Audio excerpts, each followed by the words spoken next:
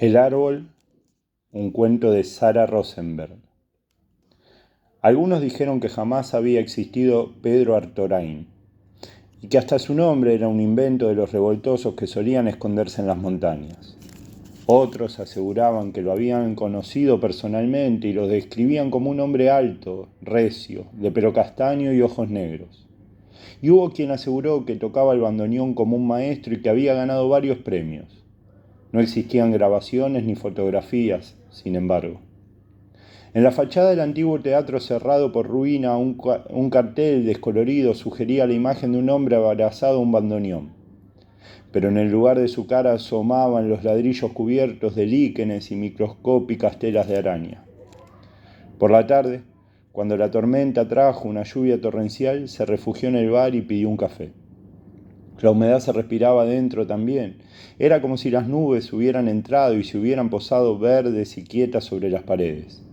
Un hombre acodado en el mostrador bebía un alcohol transparente con los ojos casi cerrados. Decidió ubicarse a su lado. Supuso que era el dueño quien le servía el café y después se retiraba unos metros más allá para continuar leyendo el periódico. En la pared, otro cartel envejecido anunciaba un concierto. ¿Ha estado usted en el teatro? El hombre con la copa de licor en las manos entreabrió los párpados. Ese, aunque no lo parezca, era Pedro Artorain, en el año 1974, su último concierto, un músico prodigioso. El dueño del bar miró al hombre de reojo.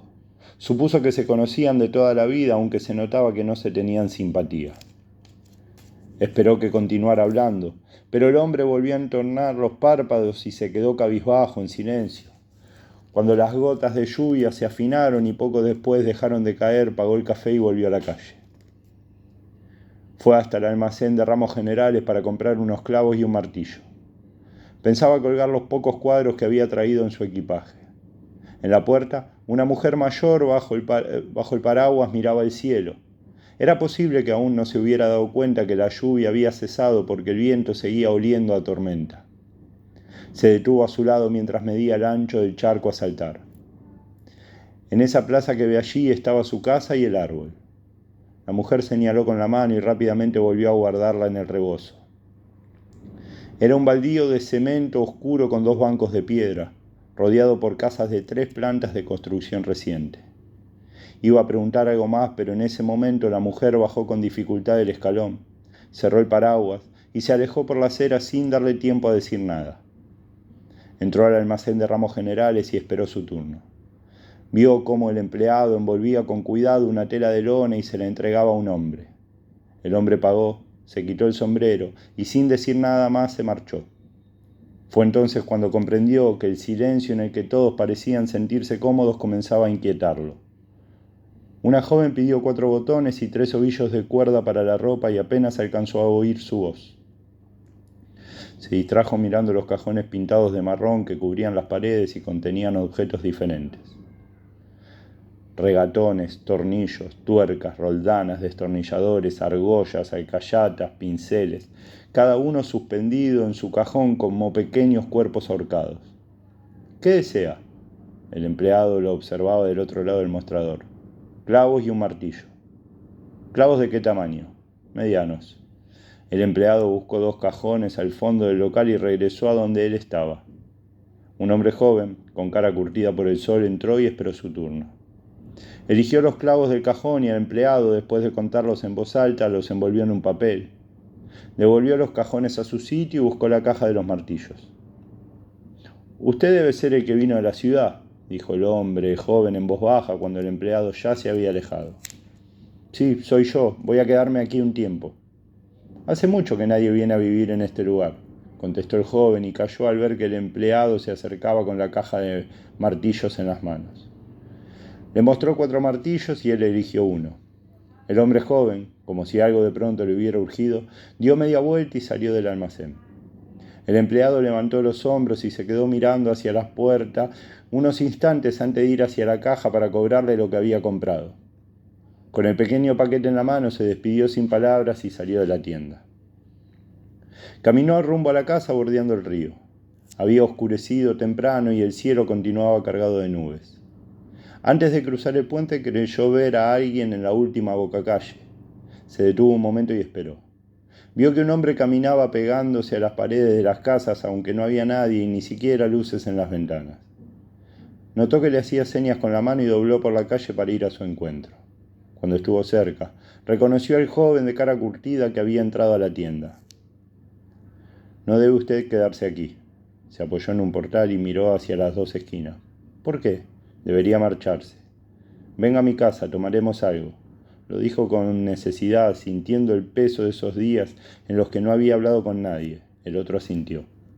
Cruzaron el puente y caminaron distantes y en silencio por la otra orilla del río hasta la casa.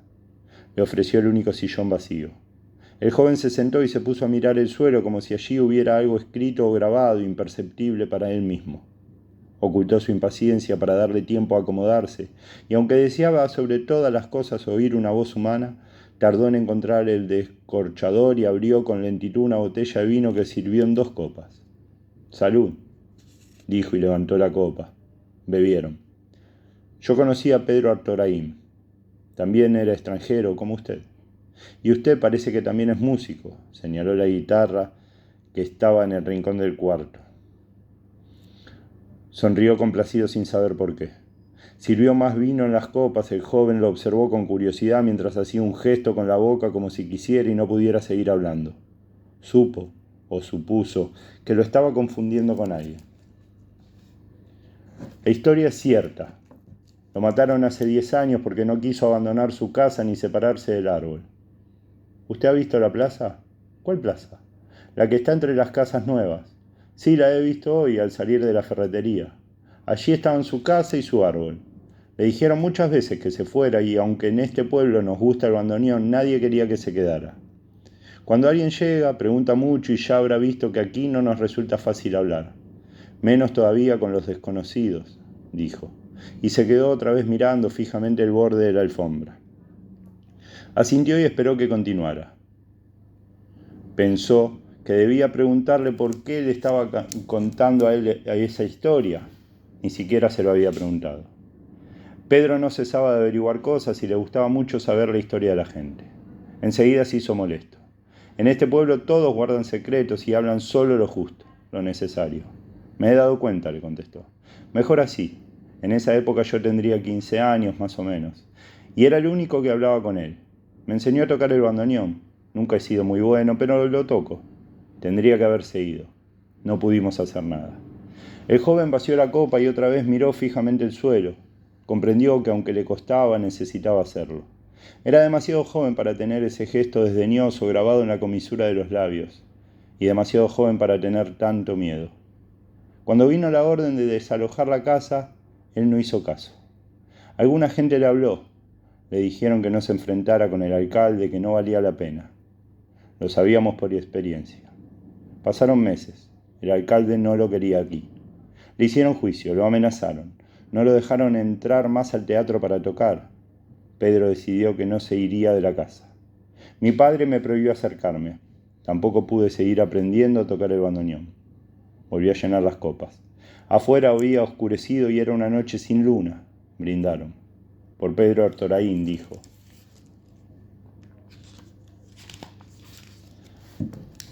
Usted no lo conoció. En su voz aleteó una duda. No, nunca antes estuve aquí. He llegado hace una semana. Por Pedro, dijo el joven y derramó unas gotas de vino sobre las baldosas. ¿Y por qué querían que se fuera? Era su casa. Si se lo cuento es porque usted también es extranjero y debería tener cuidado. Hay cosas que solo se entienden con el tiempo. Cuando el tiempo las hace peores porque suelen repetirse. Bebió y se acercó a la ventana. Entonces nadie podía saberlo. Decían que en las montañas había gente armada. El pueblo se transformó en un cuartel. El ejército patrullaba las calles día y noche. No éramos nada. Un montón de muertos de miedo. Fue cuando a Pedro le dijeron que tenía que abandonar la casa y el pueblo. ¿Y por qué no se fue?, se escuchó decir casi en secreto. No lejos la sombra de un pájaro, o tal vez fuera un murciélago, azotó el cielo. No lo sé. Dijo que era su casa y su árbol. Y al final, para que no se lo lleven, se encadenó durante 2 meses al lapacho. Aguantó, claro que aguantó. Yo me acerqué a verlo mientras pude, antes de que pusieran las vallas. Los demás cruzaban a la vereda de enfrente, no pasaban por su casa. Primero pusieron unas vallas de metal para que no podamos verlo, pero escuchábamos cómo seguía tocando el bandoneón por las tardes. Nos dolía escucharlo, porque nadie se atrevía a llevarle ni un plato de comida. Ya le dije que eran tiempos difíciles. La policía andaba por todas partes. Había uno en cada esquina. Sirvió otra vez vino y se quedaron unos momentos mirando el cielo vacío por donde antes había cruzado la sombra de pájaro o de murciélago. El joven suspiró, paladeando el vino. Primero lo vallaron para que lo olvidáramos, y al mes siguiente, por la noche, vinieron en esos coches oscuros que usan, pusieron los explosivos y volaron todo. ¿Y ustedes qué hicieron? Nada. No pudimos hacer nada. ¿Por qué ha venido a contármelo? Porque sabía que más tarde o más temprano usted me lo preguntaría. El árbol de Sarah Rosenberg.